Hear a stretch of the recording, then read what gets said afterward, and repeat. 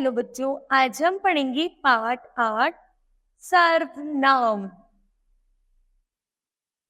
कविता पढ़िए तथा उसमें नाम के स्थान पर आए शब्दों को रेखांकित कीजिए।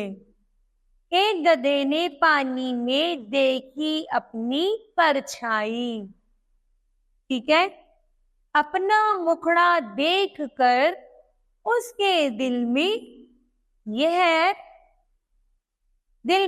बात यह आई, कितनी सुंदर आंखें मेरी, कितने सुंदर कान, तुम लोगों को सुंदरता की नहीं कोई पहचान। आपने कविता पढ़कर यह जाना कि गधा जो संज्ञा है शब्द के लिए अपनी, अपना, उसके, मेरी जैसे अनेक शब्दों का प्रयोग किया गया है, तो ये जो शब्द है वो क्या है? सर्वनाम है। सर्वनाम क्या है? जो संज्ञा नाम के स्थान पर प्रयोग में लाए जाते हैं उन्हें हम सर्वनाम कहते हैं। जैसे गधा था, तो इस गधे ने क्या किया? उसने अन्य शब्द का प्रयोग किया, जैसे अपनी, उसके, है ना, मेरी, तो ये सब शब्दों का प्रयोग किया।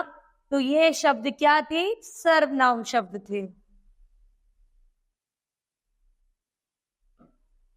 यहां पर पढ़ते हैं सर्वनाम का अर्थ। सबके लिए नाम, संज्ञा शब्दों का प्रयोग बार बार ना करना पड़े तथा भाषा सुंदर लगे, इसलिए सर्वनाम शब्दों का प्रयोग किया जाता है। कुछ सर्वनाम शब्द हैं मैं, मेरा, हम, हमारा, तुम्हारा, वह, यह, ये, वे, कौन, कोई आदि। परिभाषा के माध्यम से जानते हैं, जिन शब्दों का प्रयोग संज्ञा शब्दों के स्थान पर किया जाता है उन्हें हम सर्वनाम कहते हैं। संज्ञा शब्द कोई भी वस्तु, व्यक्ति, भाव का नाम को हम संज्ञा कहते हैं। तो जब हम उसको नाम को हटा देंगे और एक नया शब्द जोड़ेंगे तो हम उनको क्या कहते हैं? सर्वनाम शब्द कहते हैं। जैसे एक वचन में सर्वनाम शब्द है मैं, मेरा, मुझे, मैंने, और इसी का बहुवचन प्रयोग में करेंगे हम, हमारा, हमें, हमने, इसका तू, तेरा, तूने, इसी का बहुवचन है तुम, तुम्हारा, तुमने। फिर नया एक वचन है सर्वनाम में यह, इसका, इसे, इसने, इन शब्दों का बहुवचन रूप है ये, इनका, इन्हें, इन्होंने। फिर वह, उसका, उसे, उसने, वे, उनका, उन्हें, उन्होंने, कोई, जिसे, किसका, तो किन्हें, जिन्हें, किनका आदि शब्द। ये क्या है? वचन है और ये शब्द बहुवचन है।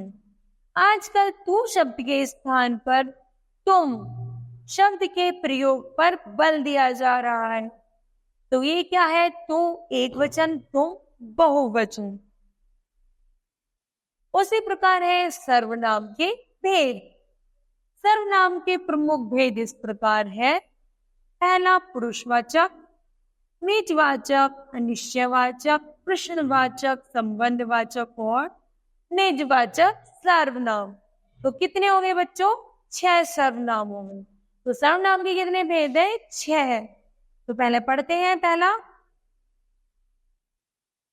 पुरुषवाचक सर्वनाम, बोलने वाला, सुनने वाला तथा अन्य व्यक्तियों के लिए प्रयोग किए जाने वाले सर्वनाम पुरुषवाचक सर्वनाम कहलाते हैं। जैसे मैं पानी पीता हूं, तो मैं कौन हूं? सब अपने आप के लिए कहने वाला हूं और मैं कह रहा हूं मैं पानी पीने वाला हूं। दूसरा है या मैं पानी पीता हूं। दूसरा है तुम क्या कर रहे हो, तो इसमें भाव हुआ है सुनने वाला। तुम क्या कर रहे हो मतलब एक व्यक्ति दूसरे व्यक्ति को पूछ रहा है कि तुम क्या कर रहे हो। तो उसने क्या किया, इस वाक्य को सुना।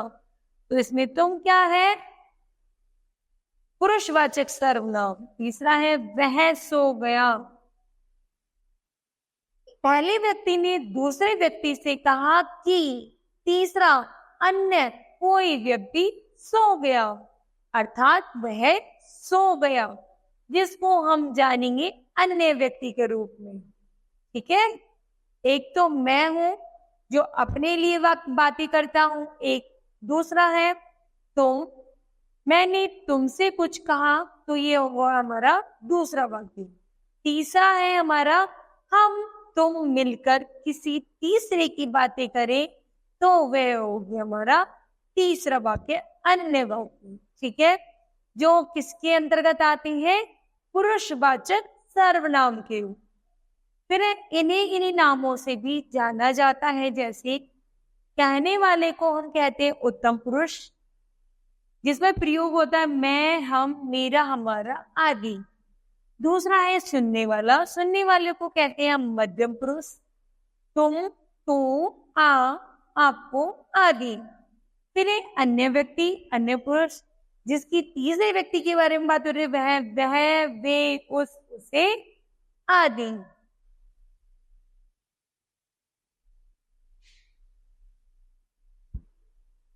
फिर है निश्चयवाचक सर्वनाम।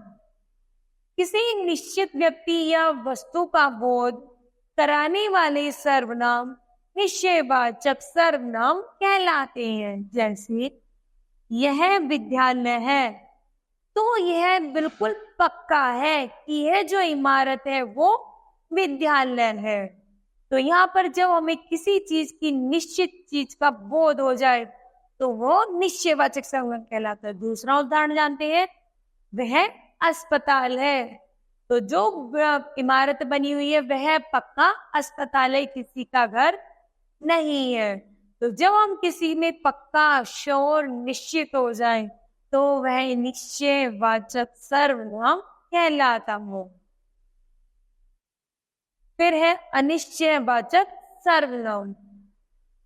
किसी अनिश्चित व्यक्ति या वस्तु का बोध करने वाले सर्वनाम अनिश्चित वाचक सर्वनाम कहलाते हैं। जैसे कोई दरवाजे पर है, मतलब जैसे दरवाजा बजा तो अंदर वाली लड़की अनुमान लगा रही है कि कोई दरवाजे पर है, मतलब उसे पक्का नहीं पता कि दरवाजे पर उसकी माता है, पिता है, कोई रिश्तेदार है या पड़ोसी है, बस ये पता है कोई दरवाजे पर है।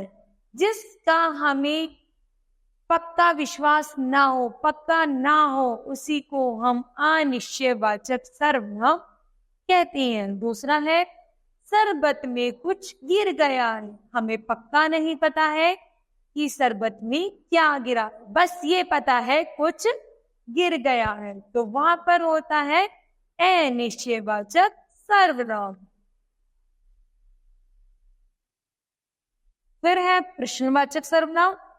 प्रश्न पूछने के लिए जिन सर्वनामों का प्रयोग किया जाता है वे प्रश्नवाचक सर्वनाम कहलाते हैं। जैसे कौन कौन चलने के लिए तैयार है, तो यहाँ पर प्रश्न किया कि बताओ कौन कौन चलने के लिए तैयार है। दूसरा प्रश्न है तुम्हें किससे मिलना है, जैसे कि हम किसी से बातें करने या कोई आता है हमारे घर तो हम पूछते हैं तुम्हें किससे मिलना है।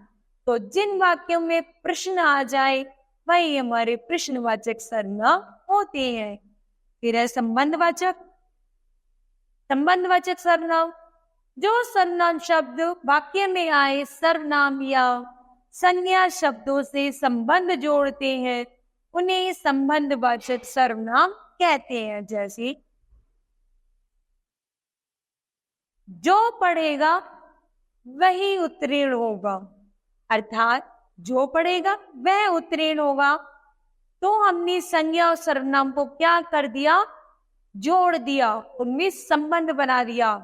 पढ़ोगे तो उत्तीर्ण होगे, नहीं पढ़ोगे तो उत्तीर्ण नहीं होगे। तो जब हमने दो शब्दों में संबंध बना दिया तो वो बन गया हमारा संबंधवाचक सर्वनाम।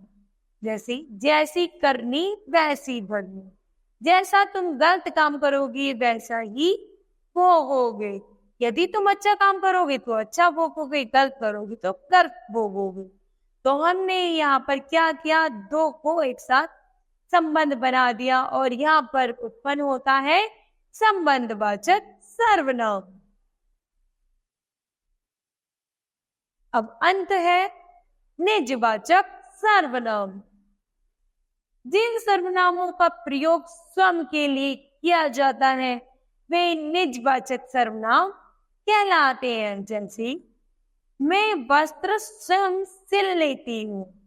वो कह रही है माता जी कि यहाँ पर चित्र में कि मैं अपने वस्त्रों को खुद सिलती हूँ, मतलब मैं अपना काम स्वयं करती हूँ, चाहे कपड़े सिलने का है चाहे कोई भी काम है। तो जो काम अपने द्वारा किया जा रहा है, अपने लिए किया जा रहा है, वो होता है निजवाचक सर्वनाम। दूसरा है मैंने अपना काम कर दिया है। तो एक लड़की दूसरी लड़की को बता रही है कि मैंने अपना काम कर दिया है। तो बच्चों बताओ आज हमने इस पाठ से क्या सीखा। तो हमने सीखा संज्ञा के स्थान पर प्रयोग किए जाने वाले शब्द सर्वनाम कहलाते हैं।